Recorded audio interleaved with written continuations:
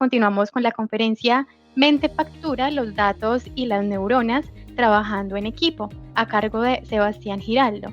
Él es consultor y conferencista internacional en excelencia operacional de la empresa Performance Solutions by Milliken de los Estados Unidos.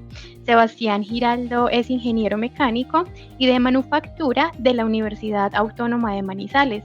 Es especialista en gerencia de mantenimiento de la Universidad Industrial de Santander, es magíster en administración de la Universidad Viña del Mar de Chile, con énfasis en sistemas integrados de gestión. Ha sido instructor TPM, certificado por el IMIC Internacional de Sao Paulo, Brasil. Ha sido entrenador también en renovación de plantas industriales para una producción más limpia en Itakyushu, Japón. También ha sido entrenado en gerencia y producción y operaciones en Toyota Shi, Japón. Ha sido también certificado en TPS, que es Toyota Production System, por el Toyota Engineering Corporation. Y en el Toyota Shi, Japón, ha sido también certificado como Human Change Management Body of Knowledge Practitioner por el Human Change Management Institute. Ha sido también certificado internacional Lean Six Sigma Green Belt. Tiene 15 años de experiencia como ingeniero de mantenimiento en industrias de alimentos y también cuenta con varios años como jefe TPM y director de mejora continua del MIX de Colombia, S.A., empresa del Grupo Empresarial Nutresa. Ha sido también docente universitario del posgrado Gerencia de Mantenimiento de la Universidad Industrial de Santander en el módulo TPM y actualmente es consultor y conferencista internacional en excelencia operacional para la empresa Performance Solutions by Milliken de los Estados Unidos y es miembro de la Comisión Nacional de Mantenimiento y Gestión de Activos de la ACIM. Señor Giraldo, adelante y bienvenido. Hola, buenos días, Dayana. ¿Me escuchas ahí bien? Sí, la escuchamos perfectamente. Excelente, pues muchas gracias, Dayana, y a todo el equipo de la Fundación Salazar Herrera por la invitación. A Carlos Mario, un gran amigo que me invitó a participar de este evento, así que pues me place mucho acompañarlos, compartir con ustedes un poco de la experiencia y del tema que nos cobija hoy, ¿cierto? Que es hablar de datos. Hablar de la élite de esos datos, pero sobre todo, cómo lo hacemos a través de las personas. Entonces, voy a compartir mi presentación. Ustedes, por favor, me confirman cuando la puedan ver. Sí, ya la vemos en pantalla. Perfecto. Muy bien. Pues bueno, comencemos. Yo he bautizado esta charla Mente Factura, datos y neuronas trabajando en equipo. Realmente este nombre lo copié de un libro muy bueno, ¿cierto? De un escritor español que se llama Juan José Goñi. Es un libro sobre innovación, pero realmente el concepto es muy potente y creo que desde hace un tiempo se viene dando mucha énfasis a la importancia de empezar a transformar esas organizaciones para que sean más las mentes las que realmente den los resultados, agreguen valor, que simplemente las manos y la capacidad física. Entonces hablemos de mente factura, los datos y las neuronas trabajando en equipo. Hay una frase que me gusta mucho con la que comienzo algunas de mis charlas, es hablar de hace ya 70 años esta frase fue muy poderosa. Sin datos eres solo otra persona con una opinión. Esto lo decía el señor Edward Deming. Esto, como todo, ha venido y sigue siendo muy potente, ¿cierto? Esa frase. Esto se ha ido transformando. Es que sin datos solamente tienes una opinión, pero sin una hipótesis solamente eres una persona con datos. En realidad, hoy esas hipótesis, el uso de esos datos es lo que hace la diferencia en las compañías. Las hipótesis para correr esos experimentos, como decía Luis Occolini esta mañana, son tan importantes como la misma data. Este señor, ¿cierto? CEO de una compañía, es uno de los pioneros en temas de trabajo colaborativo durante muchos años. Hoy dueño de una compañía especializada en inteligencia artificial. Entonces, realmente hoy los datos hacen una gran diferencia. Bien, pero ¿cuál es el escenario?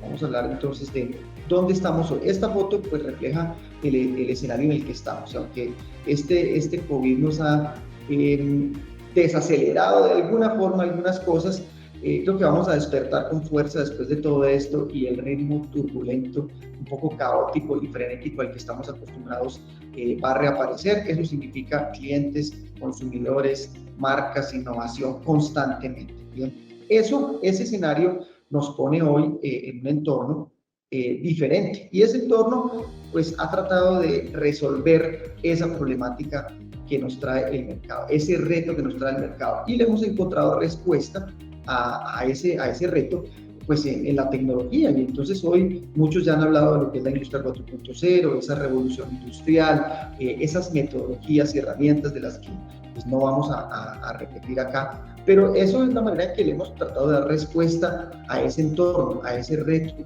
a ese nuevo consumidor, pero definitivamente en el centro de la industria 4.0 está el Big Data, ¿cierto? El nuevo petróleo, como algunos lo llaman, realmente hoy el dato, el negocio a través de los datos y el uso de los datos es lo que está en el corazón de la industria 4.0.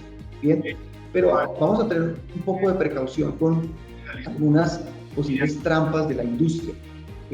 Algunas de las trampas de la industria 4.0 que vamos a mencionar son más, yo recogí unas dos que nos interesan para este simposio. La primera es que mire, siempre nos han dicho que el robot, las máquinas van a desplazar a las personas de las fábricas y eso lo venimos oyendo de diferentes maneras, con diferentes mensajes. Yo colecciono algunos recortes de noticias y demás. Mire, esto fue hace 3 años, dice, en el 2035 robots sustituirán a 1.5 millones de empleados. Bien, pero llega tanta información, entonces este año resulta que el dato cambió, entonces dice, ahora ya no es en el 2035, es en el 2025, y ya no son 1.5 millones, ya dicen que son 85 millones de puestos de trabajo, pero entonces ya no dice los robots, dice las máquinas. Pues empiezan a cruzarse, digamos, informaciones distintas, si el robot es una máquina, si la máquina es lo mismo que el robot. En la realidad es que no sabemos exactamente. Yo creo que sí se va a transformar mucho las industrias, pero no necesariamente desplazadas por los robots. Eso nos ha creado cierta versión un poco apocalíptica de lo que va a pasar, pero la realidad es un poco diferente, aunque efectivamente hoy tenemos en nuestras fábricas un gran porcentaje de ellas están gestionadas y operadas por personas. La automatización no ha llegado a la mayoría de las industrias, pero el dato es sencillo, mire. De 350 millones de personas que operan las fábricas en el mundo, existen 2 millones de robots hoy, ¿cierto? Eso sigue siendo un porcentaje pequeño. Y la cantidad de robots que se instalan anualmente en el mundo no supera los 400.000. Eso seguramente irá escalando, pero quiere decir que a ese ritmo todavía faltan muchos años para que lleguemos a ese escenario un poco gris en el que los robots reemplazan al ser humano. Faltan muchos años, no quiere decir que no vaya a pasar. Lo que quiero decirles es que hoy las plantas realmente dependen muchísimo, ¿cierto? De esa mano de obra, de ese capital humano, de esas operaciones, si se quiere, algunas veces mecánicas, repetitivas, pero lideradas por personas, por seres humanos que todavía y por muchos años van a estar en las organizaciones, seguramente transformando su rol, pero vamos a estar ahí. Miren, esto lo confirma este señor, el señor Seiichi Nakajima, padre del TPM, que algunos conocen como el mantenimiento productivo total. Escribe en su libro Introducción al TPM algo bien interesante, dice, la automatización y la producción sin manipulación, o sea, basada en los robots, en los automatismos, dice, no acabarán con las tareas humanas, solo, ¿cierto?, las operaciones se automatizarán. Lo mecánico, ¿cierto?, un poco lo repetitivo, claro, tendrá a reemplazarse por otros equipos, pero definitivamente las operaciones dependerán, y no solo el mantenimiento, muchísimo del input humano. Este señor escribe este libro en los años 70, este libro fue traducido al español en los años 80, o sea, estamos hablando de algo que él menciona que viene sucediendo hace ya 50 años en el Japón, y en el Japón todavía las fábricas tienen, ¿cierto?, operarios, todavía hay personas. Entonces realmente es menos dramático de lo que pensamos, pero no caigamos en la trampa de pensar que simplemente vamos a reemplazar, ¿cierto?, radicalmente personas por robots. La segunda trampa en la que a veces caemos es que muchos líderes de organizaciones seleccionan la tecnología, pues definen un proyecto, cualquiera que sea, software, automatización, etcétera, y lo lanzan un poco desde su pedestal para que alguien abajo lo reciba, alguien abajo lo opere, alguien abajo lo utilice. Eso es una trampa en la que caemos. Necesitamos empoderar a las personas con datos, pero no así, ¿cierto? Necesitamos que las personas participen de la construcción de esa transformación digital. No podemos pretender que una buena idea sea adoptada por las personas inmediatamente. Entonces caemos muchas veces en esa trampa y a veces pensamos que es que la tecnología y la herramienta no funcionó. Lo que no funcionó fue la manera, ¿cierto?, en que involucramos a la gente para que aprovechara esa tecnología, para que se acercara o cambiara, ¿cierto?, y adoptara ese cambio. Entonces, ojo, otra trampa en la que a veces podemos caer con esto de la transformación digital y la industria 4.0. Y la tercera, que aquí no la llamo una trampa, pero son las pérdidas que trae el mundo digital. Y aunque ya sabemos por los conceptos de Lean Manufacturing, del justo a tiempo, que hay unas pérdidas en los procesos, en las operaciones, la pregunta es, ¿cuántas pérdidas nos van a traer todas estas herramientas y metodologías digitales? Y es lo que yo llamo la ineficiencia digital. Estamos capturando un montón de data que de pronto no se va a utilizar, estamos teniendo reprocesos de información, tenemos infinitas bases de datos que definitivamente podemos estar subutilizando, que a veces realmente no son compatibles entre sistemas, donde pueden haber errores de transferencia entre dispositivos. Imagínense la cantidad de pérdidas que van a nacer, producto de la alta automatización de las plantas, de la gran cantidad de información. Esas pérdidas nos van a causar también esperas, nos van a causar retrocesos, nos van a causar defectos. Entonces van a aparecer una nueva tipología de pérdidas que seguramente necesitamos personas que nos ayuden a resolver. Bien, entonces, miren, pues obviamente una tecnología trae nuevos problemas. Estos nuevos problemas alguien los tendrá que resolver en el futuro. Entonces, hablemos un poco de qué dificulta esa introducción de la digitalización, y entre ellas el uso de los datos. Este es un estudio de un instituto alemán muy interesante, pero miren que la segunda barrera más importante a la introducción a la digitalización es la insuficiente calificación de la fuerza de trabajo. ¿Qué quiere decir? Las personas no están lo suficientemente hábiles, ¿cierto?, para pues utilizar y emplear esa tecnología. O sea, esto no es un problema menor, es que la tecnología definitivamente no trae conocimiento per se. Necesitamos elevar ese nivel de conocimiento. Segundo, ¿qué beneficios ven los industriales de esa incorporación de tecnología? Miren, la mayoría de los beneficios, aquí voy a subrayar un poco esta parte, está asociado con automatizar, eficiencia, ¿cierto?, producción flexible, optimización de recursos, y está muy bien, pero realmente no tantos están pensando en lo que la tecnología puede beneficiar a la motivación, al descanso, ¿cierto? Un poco, digo, el descanso es a liberar un poco el esfuerzo físico que demanda hoy la operación. Entonces, todavía tenemos que hacer un trabajo importante en qué beneficios está recibiendo nuestro empleado, más allá del beneficio, ¿cierto?, en la eficiencia, en la flexibilidad y en los costos muchas veces. Entonces, vamos entrando un poco en materia, perdón que me pasé una diapositiva. Miren, y para concluir, este estudio que es bien interesante, otra de las barreras importantes, coordinación entre áreas. Miren lo que han hablado los otros ponentes esta mañana, la importancia de romper esos silos entre empresas, empezar a trabajar más en cadenas de valor. Mientras sigamos teniendo esos silos, vamos a tener dificultades en la adaptación de la tecnología y el uso de todos estos datos e información. Y miren, vuelve y aparece la falta de talento, ¿cierto? La falta de personas expertas que conozcan y utilicen estas tecnologías. Entonces, el talento realmente va a ser una de esas brechas que vamos a encontrar en esta transformación digital. Y efectivamente sí, como dice aquí la caricatura, hay que actualizarse, hermano. Pero hay que tener cuidado con cómo nos vamos a actualizar. Bien, hay cosas fantásticas del uso de la industria 4.0, ya lo hemos hablado, ¿cierto? Hay unas tecnologías fascinantes en términos de solución de problemas y seguramente estarán en las mesas de juntas de muchas de las compañías. Pero miren, aquí para los que no conocen la palabra Gemba, Gemba es lo que los japoneses han llamado el lugar donde suceden las cosas, el lugar donde se transforma el valor. Entonces alguien por ahí dice, cierto, un poco inadvertidamente, ¿y qué pasa si vamos al piso? ¿Y qué pasa si hablamos con la gente? ¿Y qué pasa si resolvemos el problema primero observándolo? Y lo sacan y lo botan por la ventana, es porque estamos adaptando mal la tecnología. Tenemos que tener cuidado, el respeto por la gente no se puede perder. el respeto por las ideas de la gente no, y el respeto por el proceso y el foco en el cliente mucho menos. Y eso a veces solo se ve desde el piso, desde el terreno, desde el servicio que estamos prestando y no desde los datos y de los computadores, que pueden ser a veces digo yo, una mala versión, ¿cierto?, de la realidad, ¿cierto?, una distorsión. Bueno, ¿qué nos hace ágiles hoy en las industrias? Y yo he recogido esto, digamos, de diferentes fuentes, pero, hombre, nos hace ágiles claramente el entender el cliente. ¿Para qué queremos la automatización? ¿Para qué queremos la digitalización? ¿Para qué queremos la transformación? ¿Para qué queremos los datos?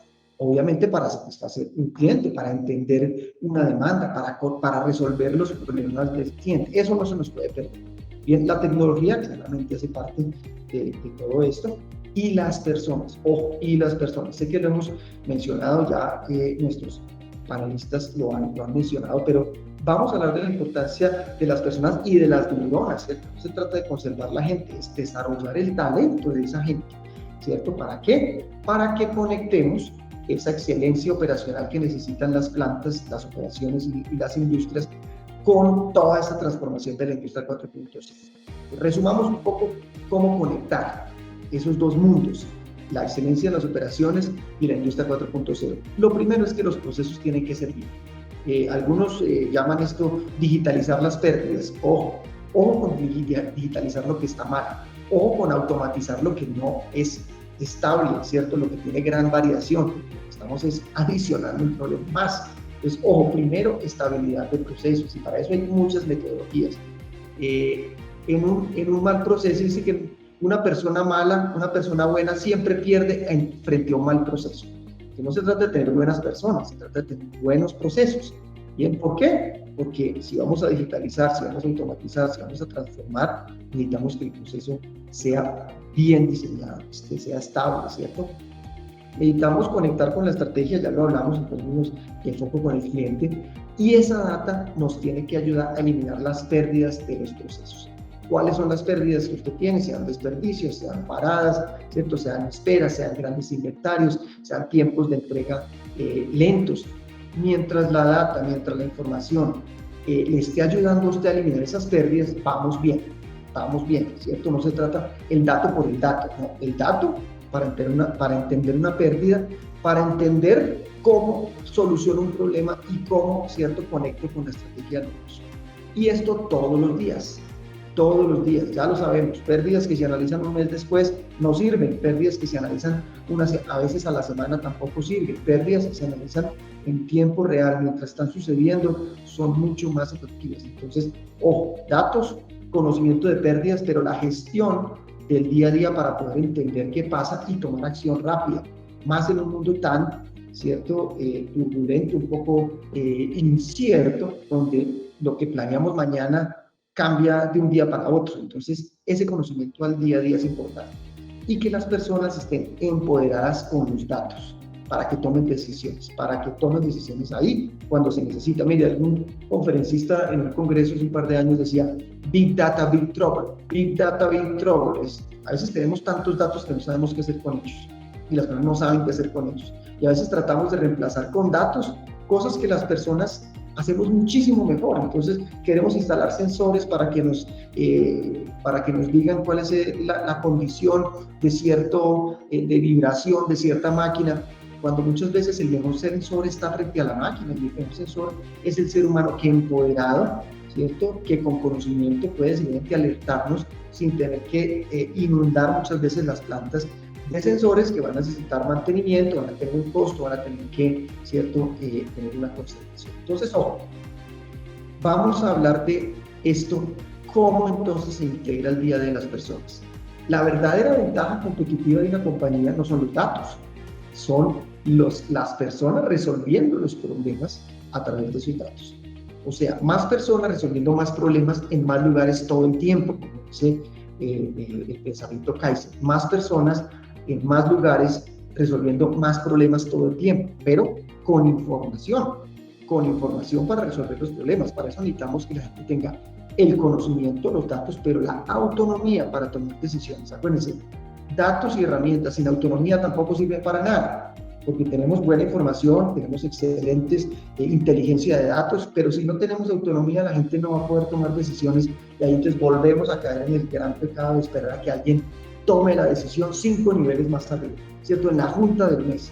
Ojo, la autonomía es tan importante como el conocimiento y como los datos. Miren, aquí en estas fotografías son las fotografías clásicas de las plantas. Las fotografías clásicas son personas frente a un tablero cuando lo tienen la información en el terreno, haciendo sus reuniones diarias, haciendo sus caminatas del Gemba, para los que les gusta acercarse al terreno, hablar con las personas, escuchar el proceso. Eso es lo que típicamente vemos en la industria. Hoy estamos viendo esto, ¿cierto? Más pantallas, más digitalización, más touchscreen en el piso. La pregunta es, ¿qué cambió? ¿Qué cambió? O sea, cambiamos el papel por la pantalla, pues bonito sí, útil no sé. Ojo, lo que tenemos que cambiar, ¿cierto? No es la herramienta, ni es el modo en que se visualizan los datos. Es que estamos ahorrando papel. No, ese realmente es un beneficio marginal, ¿cierto? Válido, pero no. Acuérdense que la transformación digital es un proceso humano. Lo que tiene que cambiar aquí no es la pantalla ni cómo se visualizan los datos, es si las personas ahí están realmente interactuando distinto con esos datos, si están tomando respuesta con esos datos. ¿Qué pasa típicamente en esos escenarios en el piso de las plantas? Las personas con conocimiento analizan la causa raíz de los problemas, ¿cierto? Conocen cuál es el estatus del día a día, saben si están bien o están mal en su proceso, saben cómo escalar algunos problemas a otros niveles, ¿cierto? Conocen el impacto o cuál es, digamos, la consecuencia de las decisiones o de la toma de decisiones. Esa es la transformación que tenemos que lograr. Miren, compañías de altísimo nivel, pues han ido, digamos, en este camino de la transformación. Estos son, pantallas de sistemas de información y de datos que hoy te dan la información que necesitas en cualquier planta del mundo, en cualquier momento, pérdidas en tiempo real, todo lo que quieras. Lo que agrega valor es que las personas con esos datos hagan algo. Eso es lo que llamamos en el sistema de gestión diaria, no solo la revisión, la respuesta. ¿Qué respuesta tengo frente a esa data? ¿Cuál es el plan de acción? ¿Quién se empodera? ¿Cierto? ¿Quién toma un poco la idea y quién queda con esa responsabilidad? ¿Quién queda con ese pendiente? ¿Quién asume ese problema? ¿Quién va a correr ese experimento? ¿Quién va a hacer ese análisis? Eso es lo que nos tiene que traer la información y los datos. ¿Qué hacemos después, ¿cierto?, de enfrentarnos a esa información? Muchas empresas no lo están teniendo en cuenta, no están realmente yendo al mismo ritmo de la transformación digital con la transformación humana. Por ahí dice alguien en un podcast que escuchaba esta semana, dice Hamlet, la famosa obra de Shakespeare, no lo escribió la pluma. O sea, la pluma no escribió Hamlet. Y parece tonta la analogía, pero las herramientas son muy potentes. Puedo tener el Power BI, ¿cierto? El sistema digital más elegante, ¿cierto? Y puedo verme bastante bien. Esto no es de estética, ¿cierto? Esto es de qué beneficios realmente obtengo, ¿cierto? Hamlet no lo escribió la pluma, la pantalla, el dato, ¿cierto? La información no resuelve los problemas per se. Entonces, hoy funcionan bastante bien unos sistemas, digamos, sistemas híbridos. Hombre, hasta que no tengamos bien claro cómo va a ser el sistema de respuesta después de la información, vamos a estar un poco detrás de los problemas. Estos sistemas híbridos dan información en tiempo real, dan información de lo que está pasando y la tendencia que está sucediendo, que es todavía más importante. Pero si ustedes ven en algunos de estos tableros, el dato se captura a mano. Dice, pero hombre, porque es que son datos que no vienen de un dispositivo, es el cumplimiento de un checklist, ¿cierto? Es si yo observé un comportamiento. Eso todavía falta mucho para que sean la inteligencia artificial la que lea el comportamiento, tome una acción, ¿cierto? No, ahí hay muchos datos del día a día que no se capturan en la máquina, hay datos que se capturan por observación humana, por interacción y comunicación entre áreas. Eso no puede desaparecer. Entonces, me parece que una buena excusa a veces es, no, ya lo tenemos en digital, entonces cada uno en su área. Eso causa una disfuncionalidad enorme. Si el sistema de información permite mejor comunicación entre áreas, mejor toma de decisiones y que la persona se empodere del dato porque va y a veces llena con con su pluma, con su lapicero, el dato porque observó algo, porque él se hace responsable de esa información, que es a veces lo bonito de la captura manual. Es, yo me hago responsable de ese dato y como me hago responsable, sé lo que está pasando. Entonces, humaniza un poco la gestión. Esto se irá transformando seguramente a sistemas totalmente digitales, pero a mí me parece que todavía el contacto humano cuenta muchísimo más.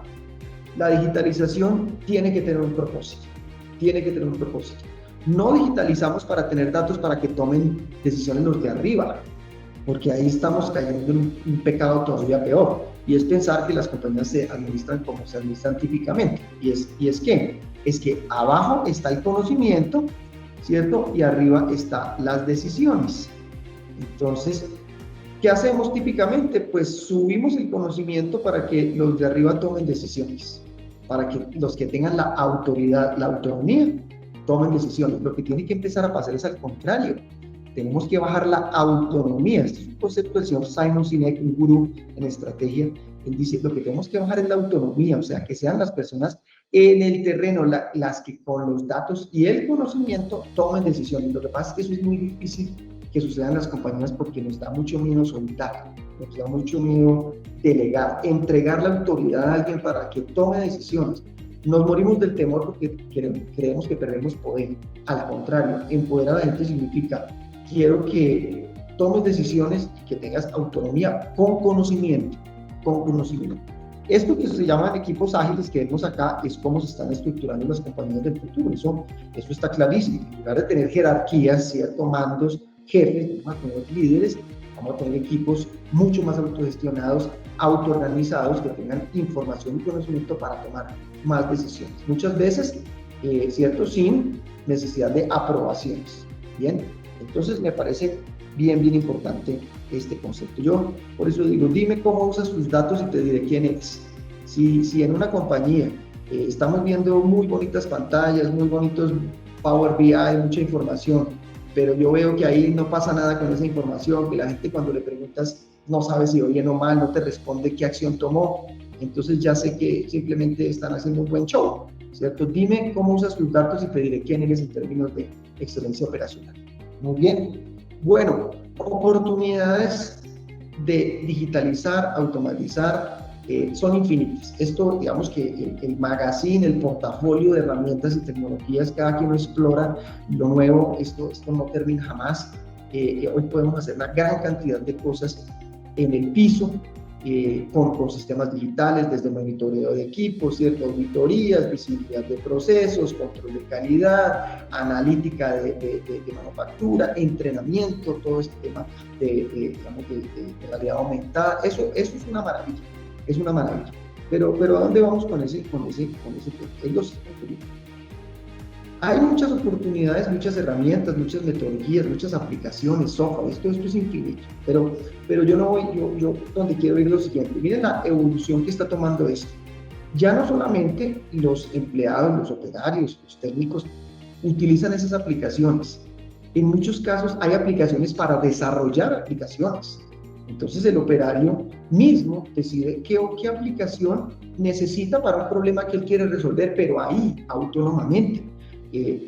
Las personas dicen qué datos necesitan, no es, estos son los datos, mira a ver qué haces, ¿no?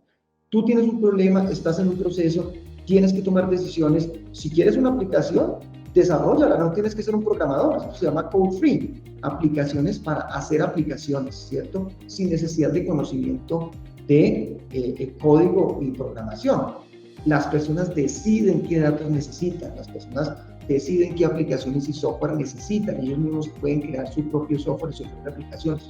Esto parece muy futurista, pero esto pues son presentaciones de compañías que ya lo ofrecen, y eso quiere decir que le estamos dando más autonomía.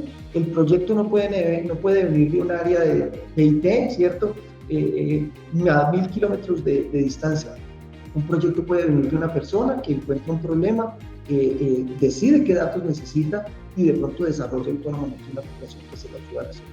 Bien, bueno, pues cuando diagnosticamos compañías en temas de digitalización, hay una parte tan importante como la tecnología y tan importante como los procesos, y es las personas. Entonces le preguntamos a las organizaciones, usted ya tiene un equipo de expertos, pero no estoy hablando de áreas de tecnología, estoy hablando, usted ya tiene un pilar digital, ¿cierto? Usted ya tiene un grupo que se va a encargar de centralizar un poco parte de esta información, ¿cierto? Para desarrollar el talento de otros. Las personas analizan, tienen acceso a la información, las personas utilizan esas herramientas para conexión remota, pero también para colaborar entre áreas. Las personas ustedes ya tienen mapeadas las habilidades digitales que necesita su gente. Eso son parte de un diagnóstico digital. La gente propone ideas de transformación digital y se estimulan esas ideas. Las personas, ¿cierto? Esas herramientas se usan para gestión de conocimiento, o sea, aplicaciones, herramientas para desarrollar el talento de otros. ¿Sí me explico? O sea, cómo nos ayudamos al contrario de la tecnología y de la información para el desarrollo de habilidades, que eso todavía es más importante, ¿cierto? La tecnología realmente no reemplaza, habilita a las personas para tomar nuevas decisiones. Y aquí hablamos de habilidades en esta era digital. Mi invitación a las compañías es: ¿qué habilidades necesita la gente, sus empleados, operarios, para vivir en este mundo digital? Y hay muchas que para algunas son nuevas, otras no tanto, pero todo este tema de agilismo, ¿cierto? De proyectos ágiles, hablar de Scrum en una compañía, esos son métodos, son marcos, ¿cierto? De pensamiento ágil, y eso va acompañado de la digitalización. Hombre, cómo generar ideas, cómo mapear un proceso, ¿cierto? Cómo analizar problemas a través de datos. Y ahí tiene los datos, ahí tiene el software, sí, pero cómo empiezo y cómo analizo. Estas son habilidades que tenemos que empezar a entregar a nuestras personas, validar métodos. Learnability, la habilidad de aprender cada vez más rápido, la habilidad de aprender, eso hay que desarrollar en la gente, ¿cierto? Porque a esta velocidad y a este ritmo, lo que conocía hace 3 años, hoy seguramente ya no funciona.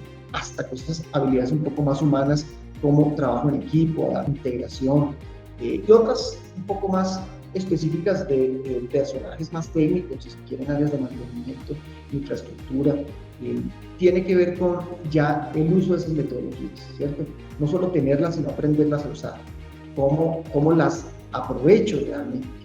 Bien, aquí no voy a entrar en muchos detalles, pero mi reflexión es la siguiente. Miren, no se trata de metodología, no se trata de herramientas, se trata de habilidades nuevas, ¿cierto? Tanto hard como soft, tanto duras como blandas en términos de cómo las aprovecho mejor. Cómo de pronto puedo innovar frente a lo que ya existe en mi compañía, cómo propongo, bien. Y los líderes tienen un rol importantísimo en esto. Ellos son los que tienen que garantizar que la gente tenga ese acceso a esa información, que la gente las use, que haya esa gestión de cambio en la transformación digital. Miren, esto toma a muchas personas por sorpresa. Hay generaciones que no están acostumbradas a la tecnología y eso va a crear cierta resistencia. Entonces hay que entender cómo la gente se adapta a las nuevas tecnologías. ¿Cómo estimulamos ideas? ¿Cómo estimulamos las ideas? Ahí es donde viene la mentefactura, es cómo hacemos que la gente no deje el cerebro en el loco, ¿cierto? No, tráigalo a trabajar, al contrario. Ahí está la tecnología para que usted proponga, para que usted ayude a transformar, ¿cierto? No necesitamos programadores, necesitamos personas con ideas, porque las herramientas están ahí. ¿Cuáles vamos a necesitar más? ¿Cuáles nos ayudan más a resolver los problemas de todo ese magazine de ideas? Mire, este es un caso real. Este es un cliente nuestro. Con ellos estamos trabajando hace más o menos unos 3 años ya. Pero empezamos por entregarle habilidades sencillas a las personas para que el operario que típicamente no tenía una conexión directa con los robots, con los autómatas, porque simplemente alimentaban los materiales, digamos que su participación en el proceso era muy pasiva, les empezamos a dar la habilidad para que ayudaran a detectar anormalidades en esos equipos. Entonces esa detección temprana, ese conocimiento para detectar problemas en equipos robóticos, lo que permite es que el equipo tenga mayor confiabilidad, menos problemas, menos urgencias. Y eso, ¿cierto? Miren, las personas con conocimiento, detectando problemas tempranos, utilizando estándares que ellos mismos ayudan a hacer, lo que ha permitido es que mantenimiento pueda tener tiempo para analizar los datos que estaban ahí hace años. Miren, muchos de los problemas de los robots vienen ¿de qué? De los movimientos repetitivos, o sea, eso yo lo llamo la ergonomía del robot. El robot de alguna forma también, después de cientos de miles de movimientos repetitivos, empieza a tener fallas, pero él tiene señales que te dice el consumo de corriente, los torques, las rampas, eso empieza a darte alertas tempranas de que el robot, el brazo, el automatismo va a tener problemas. Eso no se analizaba porque los técnicos estaban más en inspección, reparaciones y no en análisis. Hoy, estos técnicos están dedicando una gran cantidad de tiempo al análisis de fallos, al uso de esos datos, a tener y ellos mismos han empezado a capturar, eso sale del panel, lo llaman el TISH, sale del TISH, ellos mismos empiezan a tener la estadística equipo por equipo, brazo por brazo, motor por motor, cómo van los torques, cómo van las corrientes, toman acciones tempranas, pero los datos estaban ahí, solo que no los estábamos utilizando. Muy bien, hoy realmente esto ha dado, digamos, un impulso enorme a lo que llaman el uptime, que es el tiempo en el equipo no falla. ¿Por qué?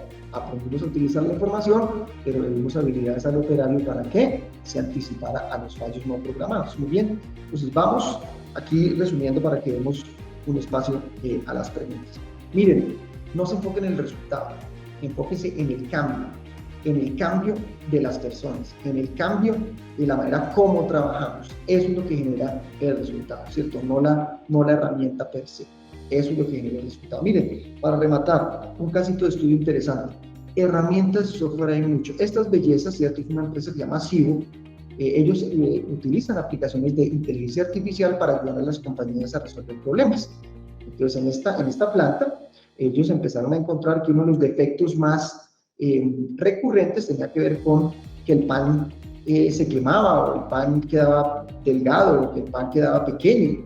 Entonces empezaron a analizar con inteligencia artificial cuál era el comportamiento del pan, o sea, los defectos del pan a la salida del horno, versus las variables de pues, la cocción, el horneado, ¿cierto? Entonces empezaron a correlacionar un montón de variables que típicamente al ser humano le toma mucho más tiempo, entonces empezaron a correlacionar defectos versus temperaturas, humedades, ¿cierto? Velocidades de mezclas, velocidades de bandas de transportador, etcétera, etcétera. Esto es inteligencia artificial en su máximo nivel. Esa inteligencia artificial empieza a correlacionar un montón de variables y empieza a ajustar. Y empieza a decir, vamos a cambiar un poco la temperatura del horno, vamos a bajar la velocidad de la banda, y empiezan a verse que muchos de esos defectos empiezan a reducirse. ¿Bien? Y empieza inclusive a despertar algunas alarmas en la operación diaria para que cuando una de esas variables salga de control, pues se alerte al operador para que tome una decisión o el equipo mismo se autocontrole. ¿Bien? Esto es digamos que en términos de caso es una belleza. Y entonces, pues ellos demuestran que después de implementar esta inteligencia artificial, menos sobrepresión del pan, ¿cierto? El pan sale del tamaño correcto, el pan sale con el color y la textura, perfecto. Ahora, esto que uno ve en un caso de estudio, me pregunta, ¿eso quién valida el experimento? O sea, el sistema corre solo, arranca solo, y cuando pasa algo diferente en el día a día, ¿quién lo resuelve? El software. Pregunto, se hace para el pan con estas variables, pero ¿qué pasa si hoy algo es una galleta?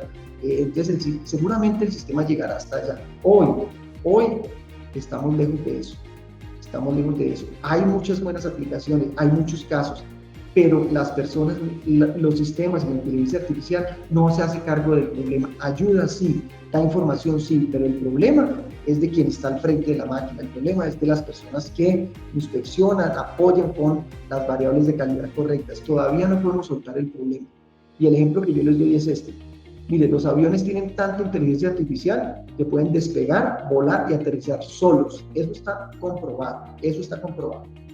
Hoy no estamos preparados para montarnos un avión que no tenga un piloto al frente. Así sepamos que pueden hacer todo el vuelo completamente autónomos. No estamos preparados. Y no estamos preparados porque al momento de un problema, la inteligencia artificial no sabemos cómo se va a hacer cargo de ese problema, qué criterios a veces, si se quiere, éticos o morales puede tomar. Como en una planta hay tantos problemas, tantos procesos, tantas variables, ¿cierto?, que es muy difícil que la inteligencia artificial lo resuelva todos hoy. Necesitamos la gente, las neuronas, haciéndose cargo de esos problemas. Ese es mi mensaje. Pregúntele al señor Elon Musk. Su visión de la planta se llamaba la planta de las luces apagadas. Él supone, creo que todavía lo quiere, es una planta que se controle completamente sola, o sea, luces apagadas, quiere decir que una fábrica pueda operar sin una sola persona. No ha podido, no ha podido. Y de pronto podrá, pero hoy tuvo que inclusive devolverse un poco en esa visión, porque las plantas son tan complejas, son tantas las variables que todavía no podemos apagar las luces. Vamos a seguir dependiendo de la gente por un buen tiempo, y con esto quiero cerrar, porque las máquinas nos dan muchas respuestas, pero los seres humanos somos quienes resolvemos o hacemos las preguntas. Miren, como dice este último editorial, se buscan humanos, los robots los necesitan, los robots los necesitan. Entonces, este es mi mensaje, espero que haya sido útil para los asistentes. Vamos a dar un espacio a las preguntas si las hay, y con muchísimo gusto. Adelante. Sí, señor Giraldo, muchas gracias por su intervención. En este momento nos realizan una pregunta a través del chat de esta transmisión. La realiza Jans Wilches, que nos saluda desde Canadá. La pregunta es: ¿qué opinas del hackeo de los datos ahora en el mundo digital al interior de las organizaciones para mostrar gestión bonita, pero en realidad diferente? ¿Cómo impactan el desempeño real? Pues mira, no soy experto en el tema. Yo creo que ese es un tema, esa es una rama de los datos que es infinitamente amplia, y es cómo la seguridad de la data. Ese es un tema, yo no soy experto en el tema, lo que sí sé es que parte un poco de la intervención humana es asegurarse que haya seguridad de datos, que garanticemos la confianza de que esos datos estén seguros, y que obviamente pues no seamos vulnerables a una intervención externa, porque definitivamente cada vez dependemos más de esos datos y dependemos más de la seguridad de esos datos, porque casos han habido muchos de plantas que tienen que cerrar su operación por un secuestro de su información. Entonces, no soy experto en el tema, lo que sí sé es que tendrá que haber alguien siempre un paso adelante de quienes quieran aprovecharse, digamos, de las fallas de esas estructuras de información. Sí, señor Giraldo, tenemos en este momento otra pregunta que nos la realiza Luis Felipe Calle Arias desde la transmisión en YouTube.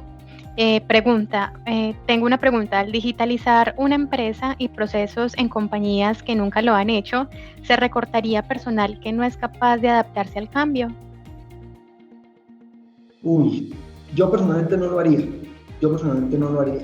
Mira, tengo muchos clientes en varias empresas que, por ejemplo, fueron muy reactivos a la llegada de información y de tecnología, porque ellos vieron amenazados sus puestos de trabajo. En muchos casos, el puesto de trabajo no se reemplaza, en muchos casos el puesto de trabajo se adapta. Muchos operarios de compañías me decían: gracias a que llegaron los robots, nuestra carga de trabajo disminuyó, nuestro esfuerzo físico disminuyó, nuestra ergonomía mejoró. Entonces muchos de esos puestos de trabajo se transformaron. Entonces ya no hacían toda la parte física, hacían la parte de la inspección del equipo, hacían, digamos, la tarea más de la programación, del control, de la inspección del producto, la calidad. O sea, mi recomendación es: si ustedes sacan unas personas por efectos de transformación digital, van a perder la confianza de toda la gente, ¿cierto? Entonces, ojo, mi invitación es como lo hicieron los japoneses en su momento. Los robots llegaron al Japón hace muchos años, y las empresas no despidieron absolutamente a nadie, porque sabían que iban a necesitar esas personas para otras operaciones, otros productos, nuevos procesos, porque la apuesta es a seguir creciendo. La apuesta precisamente es a utilizar tecnología para crecer, para vender más, para capturar nuevos mercados, y vamos a necesitar personas en otras posiciones, en otros cargos, como cuando el cajero del banco dejó de ser el cajero que solo entregaba dinero a volverse un asesor de clientes. Es un rol diferente. Entonces mi recomendación es: pequeña, grande o mediana industria, nunca vayan a prescindir de personas por culpa de la tecnología. Traten de adaptar ese cargo, adaptar ese puesto de trabajo a una habilidad, a una nueva habilidad.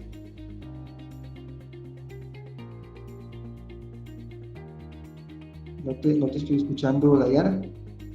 Sí, ahora sí me escuchan.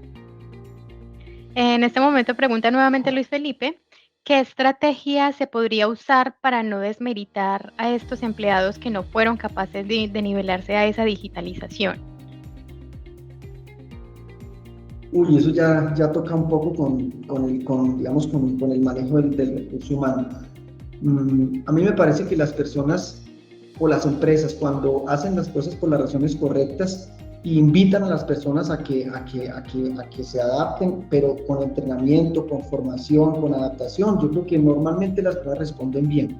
Las personas normalmente aprenden, se adaptan a otros lugares de trabajo. Yo creo que si se hace correctamente se logra. Hay personas que definitivamente no logran el cambio y las compañías lo que deben hacer de manera natural, de manera respetuosa, es ofrecerles a las personas una posibilidad de desarrollar su propia empresa, como cuando hay, digamos, estas estrategias de retiro de las personas que ya se jubilan de las empresas, las compañías les enseñan a cómo lograr, ¿cierto?, un negocio por fuera de su empresa, cómo mantenerse activos, cómo seguir siendo útiles, o sea, les dan un entrenamiento para eso, llaman outplacing, para que fuera del lugar de trabajo puedan mantener una vida útil y productiva. Entonces yo creo que si definitivamente alguien no se adapta, definitivamente alguien no se siente cómodo y la compañía tiene que prescindir de esa persona o la persona se quiere ir, es denle el entrenamiento para que fuera la compañía logre seguir siendo productivo y valioso para su familia y para su comunidad. Sí, señor Giraldo, tenemos por acá una última pregunta. La realiza desde Medellín Ángela Díaz. Ella pregunta: ¿recomiendas a las compañías colombianas que aún le temen a los cambios en infraestructura tecnológica impulsar la implementación de las plataformas de automatización en pro de la gestión y eficiencia de los datos? Mira, yo creo que ese es el futuro sí o sí. En Colombia tenemos varios problemas y no quiero meterme aquí en temas un poco espinosos, pero uno de ellos es que la inversión en innovación y tecnología en Colombia es tristemente muy pequeña. Entonces hay países que le apuestan a automatización y de alguna manera también subsidian a las compañías para que lo hacen. Y esto es un dato real. Para los que no han leído el libro de Andrés Oppenheimer, ¿cierto? Cambiaron, hoy fue el primero, ahorita dice sálvese quien pueda, dice las compañías japonesas o el gobierno japonés le da el 50% de subsidio a un negocio pequeño mediano para que automatice y compre un robot.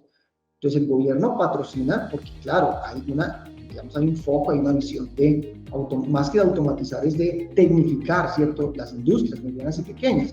Aquí no pasa eso, aquí tiene que ser capital 100% de la compañía y eso lo hace muy difícil. Lo segundo que nos pasa es que realmente la mano de obra en Colombia sigue siendo muy barata frente a la mano de obra en otros países desarrollados. Entonces, cuando los empresarios hacen sus matemáticas, dicen, pero si el robot me vale X o Y, aunque han bajado los costos, y él dice, pero esto lo pago en 5 años o en 10, ¿y cuánto me valen esas 3 personas? Él hace esa cuenta y dice, mire, déjeme las personitas aquí porque esa inversión no la puedo pagar ya. Entonces, eso también, eso es una situación de país. Y la tercera es que desafortunadamente, y por eso digo que este es un tema sensible, hay organizaciones dentro de las organizaciones, sean sindicales, sean lo que sea, que a veces tienen un temor de que la automatización de pronto vaya a desplazar a la persona. Si eso no se conversa, si eso no se socializa correctamente, va a haber una resistencia y una limitación, ¿cierto?, a la automatización. Entonces yo creo que esos, entre otros problemas, hacen que las compañías no automaticen tan rápido como lo tendríamos que estar haciendo en nuestra compañía, en nuestro país. Miren, les voy a poner un último ejemplo y con esto les doy una anécdota personal.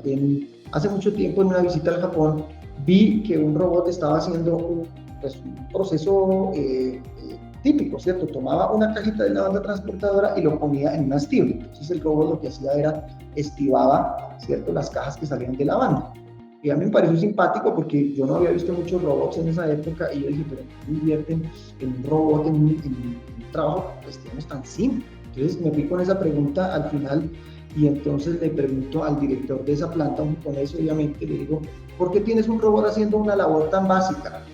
Y el hombre me miró como extrañado y me dice, es que si pongo a una persona a hacer esa labor es como si lo estuviera insultando.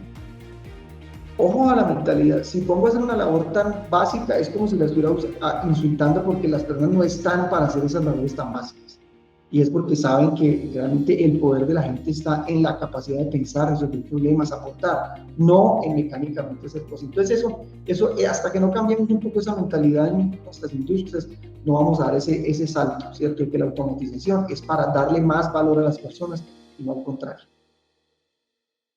Perfecto, señor Giraldo. Le agradecemos entonces por por presentar en este momento la conferencia Mentefactura, los datos y las neuronas trabajando en equipo. Le agradecemos mucho entonces por su intervención. Claro que sí, Dayana, a todos, me alegra mucho haber compartido con ustedes, les deseo un resto de seminario muy exitoso y hasta una próxima oportunidad. Chao, chao.